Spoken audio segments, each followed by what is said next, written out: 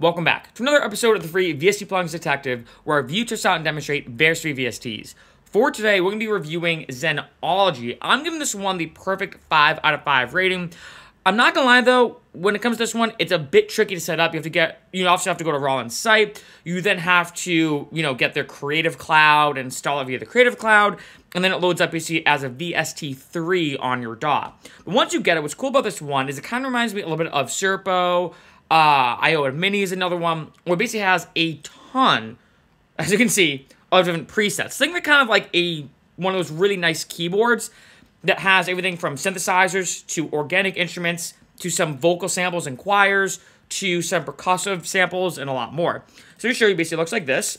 And you have a couple different things here. So I have the menu if I want to adjust, if I actually want to zoom in a lot. So if I want to make it huge, I'll keep it at 175 for now.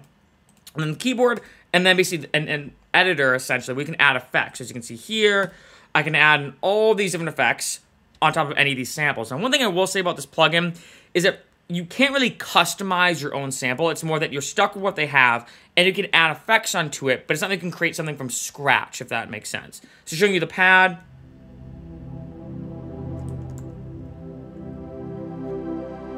All right. Now, I'm going to obviously, there's so many of these. I'm not going to do all of them. What's cool is that I have all these different categories. Let me move this over. Takes up kind of the whole screen, but obviously I have a bunch of different categories. So it's kind of cool, but I'm just going to click around so I got a horn blast.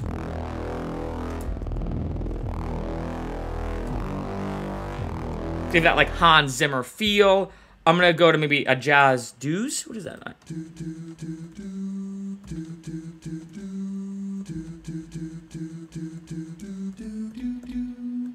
Really cool. And then I'm going to go to the Dino EP. So as you can see, this one has like a lot of different potential just in general. I mean, I'm going to go to a distorted 808. Right. And then we're going to go down to Razor Bass. Then let's go to 106 strings.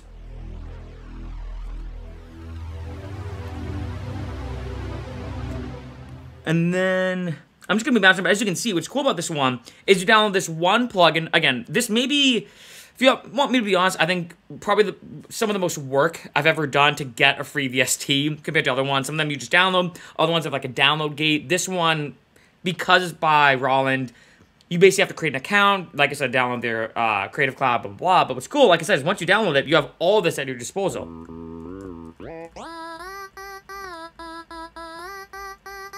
Reminds me of that, like, Afrojack Melbourne bounce style. Like, voice leads.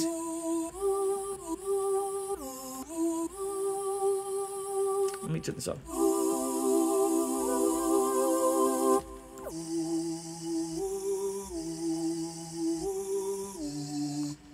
And then next to, I don't know, I'm just clicking random ones so you can see.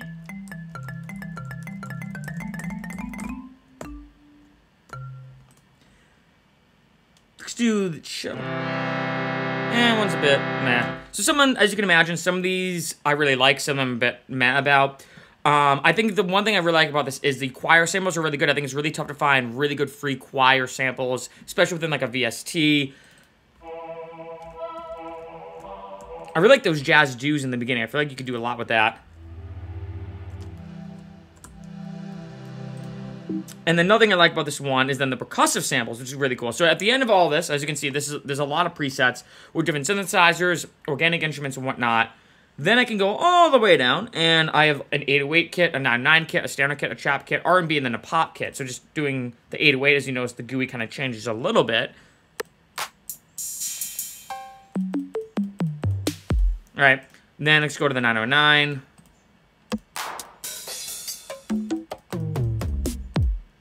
And then I'll just do like the trap kit now. I feel like that's not that trappy, if you want to be honest. But, I mean, restoration. I'm just clicking. Now, to show you basically some of the modulations now. Oh, it's still going. I'm going to pick a cool. So they have some cool sequencers that I'm messing around with. So the bass one. I feel like this would be really cool to have in like a techno record or like a tech house, deep house record. So I have this right here, right? So I can turn that off. But now I can assign, again, I can do like, let's do mid side EQ. Actually this here, right? And then I could do, I could add a chorus in now. But it seems like I think you can only do one at a time. So keep in mind, you can only really add one effect. You could obviously always add as many effects as you want via your DAW, but if I want to do something like that. Showing you some lo-fi stuff. Let's try it. I don't know what these types are, to be honest. Let's go with this. Just a compressor. I was hoping for like a bit crusher.